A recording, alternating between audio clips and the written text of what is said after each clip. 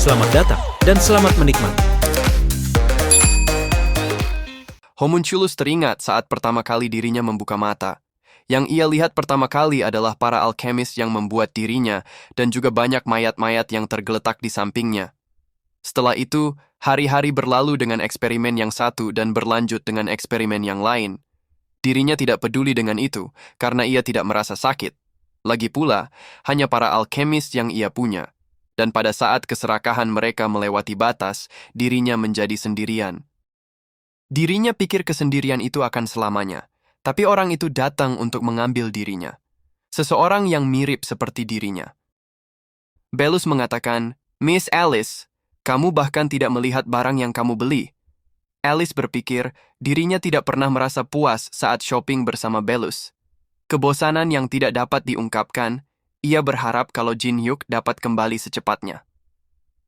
Saat Alice tersenyum menyambut Jin Hyuk pulang, dia terkejut. Jin Hyuk mengatakan, dirinya akan memperkenalkan dia. Dia adalah anggota baru di keluarga kita. Nama dia adalah Prey. Si kembar menghampiri Prey dan berkata, "Kita menyukai kamu. Kamu sepertinya tidak akan mati dengan mudah. Mari kita berkeliling. Kamu akan tinggal bersama kita sekarang." Jin Hyuk mengatakan, "Alice, Prey membutuhkan banyak perhatian. Baik-baiklah dengannya, sama seperti kamu kepada Andrea." Alice melemparkan bantal kepada Jin Hyuk dan berkata, "Kamu saja yang mengurus Prey. Kamulah yang memungut dia dari jalanan." Jin Hyuk bertanya kepada Belus, apakah ada yang salah dengan Alice? Belus menjawab, dirinya sudah tidak tahu lagi. Pembawa pesan makhluk kuno, Nyarlat Hotep, berkata kepada Hastings, "Apa gunanya memastikan kalau sistem tidak mengganggu kamu, sedangkan kamu selalu gagal membunuh Kang Jin Hyuk?" Jin Hyuk menjadi semakin arogan setiap hari. "Tidakkah kamu datang dan memberitahu kita kalau kamu akan menjaga keseimbangan tower untuk makhluk kuno? Kalau begini terus, kita tidak akan menepati janji kita, Hastings." Hastings mengatakan ia meminta maaf karena sudah mengecewakan. Dirinya mengakui kalau ia tidak punya alasan, tapi tidak peduli seberapa kuat Kang Jin Hyuk, dia bukan seorang dewa. Pada akhirnya, Jin Hyuk masih seorang manusia, dirinya masih dapat memperbaiki ini.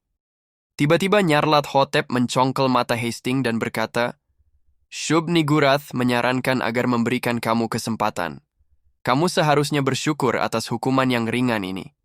Hastings, kamu perlu memahami satu hal, dirinya harus turun ke bawah sini setiap kali kamu gagal, dan itu sangat menyebalkan. Itulah mengapa dirinya akan membantu kamu sedikit. Bawa orang-orang ini. Dirinya akan membiarkan kamu meminjam mereka untuk membunuh Kang Jin Hyuk. Mereka adalah anjing pemburu yang dirinya besarkan dan latih sendiri, The Old Guard." Jin Hyuk membawa mereka semua ke lantai ke-19 Tower of Trials. Jin Hyuk berpikir, di lantai ini alam terbentang sangat luas, didominasi oleh Dryads yang sangat menghargai alam. Crown of Tyranny yang ia lihat dari memori Heavenly Demon pasti ada di sini. Dirinya akan memulai dengan ini dan mencari sisanya sembari memanjat tower. Teresa bertanya, apakah Jin Hyuk membeli manusia buatan dari sebuah lelang? Jin Hyuk mengatakan, dia bernama Prey. Prey adalah anggota baru Hardcore Gamer Company. Dia mempunyai stat yang sangat tinggi, tapi dia tidak mempunyai emosi, pandangan terhadap kehidupan, tidak seperti manusia. Mendengar penjelasan Jin Hyuk, Teresa menghampiri Prey dan memperkenalkan dirinya. Yusong mengatakan, "Jin Hyuk, kamu sudah banyak berubah. Kamu merekrut banyak anggota baru. Jin Hyuk yang ia tahu akan membuang anggota tim sesaat mereka sudah tidak berguna lagi untukmu.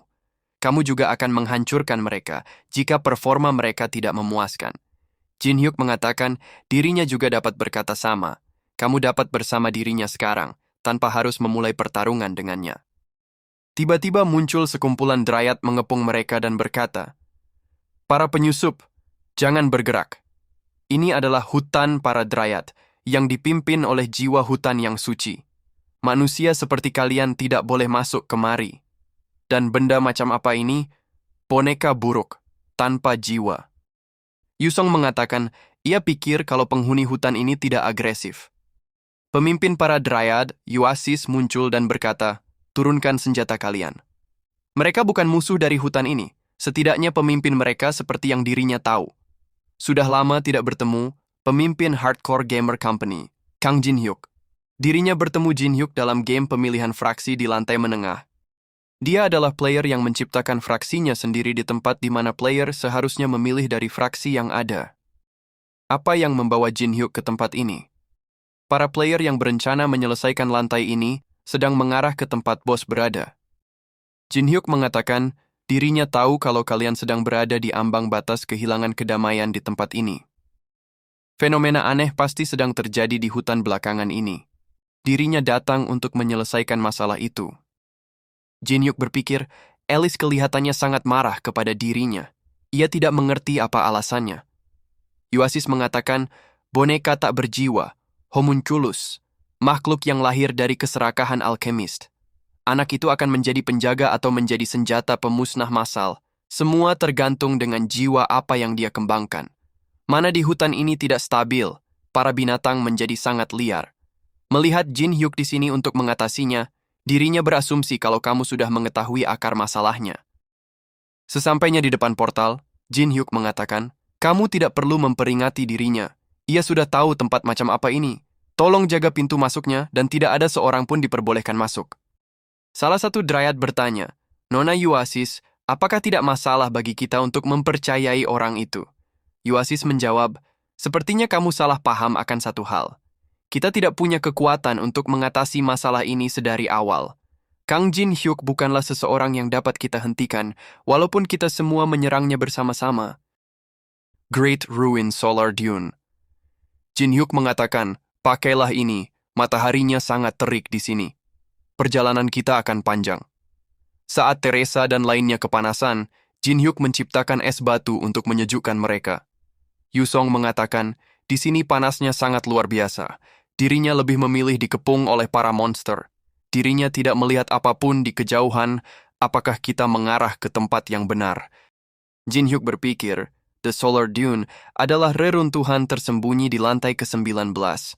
Kesulitannya sangat tinggi, karena tempat ini luas dan cuacanya sangat panas. Bagaimanapun juga, Crown of Tyranny berada di sini di suatu tempat. Tiba-tiba, gerombolan sandworms mendekati mereka. Saat Yusong akan melawan mereka, Jin-hyuk menghentikannya dan memberikan kesempatan itu kepada Prey, si anak baru. Prey segera mengantisipasi para sandworm dan tanpa kesusahan, dia dengan mudah mengalahkan semuanya. Lantai ke-44, Eden Territory. Para malaikat bertanya kepada Gabriel, dapatkah Gabriel jelaskan apa yang terjadi di Auction of Gods di depan kita semua di tempat ini? Tolong jelaskan juga, mengapa kamu gagal membawa Teresa de Laurentia ke sini?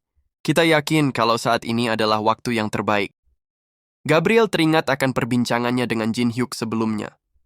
Gabriel mengatakan, Jin-hyuk, dirinya harus membawa Teresa de Laurentia, salah satu dari anggotamu. Karena Teresa adalah pengikut Dewa Cahaya, dia pasti akan merespon panggilan kita. Kalau tidak, dia akan jatuh dan menarik semua yang ada di sekitarnya. Jin-hyuk mengatakan, kamu akan membawa temanku, dirinya tidak akan membiarkan itu terjadi. Gabriel mengatakan, tapi Eden adalah organisasi terkuat di lantai atas sekarang. Kamu tidak berpikir dapat menandingi mereka, bukan? Jin-hyuk mengatakan, dirinya mungkin berani, tapi tidak seberani itu. Kalian tidak akan mampu untuk mengambil Teresa darinya. Dirinya berasumsi, kalian ingin informasi dari Necronomicon yang kalian cari selama ini. Malaikat itu mengatakan, Necronomicon, buku yang merekam perjalanan petualang di lantai ke-50, tanah di mana para makhluk kuno berkuasa. Di Eden sekalipun, hanya beberapa malaikat yang terpilih yang tahu tentang Necronomicon. Dirinya tidak tahu bagaimana Jin-hyuk dapat mengetahui buku itu, tapi sangat mustahil bagi manusia mempunyai informasi semacam itu. Kizakiel mengatakan, tidak peduli Jin-hyuk berbohong atau tidak, itu tidak masalah. Kita akan mendapatkan informasi itu jika Jin-hyuk berkata jujur. Jika Jin-hyuk berbohong, dia akan membayar harganya. Kita harus menangkap Jin-hyuk dan membuatnya mengaku. Meskipun itu berarti, kita harus menghancurkan seorang manusia. Jangan lupa untuk subscribe, komen, like, dan share-nya ya teman-teman. Supaya tidak ketinggalan konten menarik Mimin selanjutnya. Thank you. Jangan lupa untuk subscribe, komen, like, dan share-nya ya teman-teman. supaya tidak ketinggalan konten menarik Mimin selanjutnya. Thank you.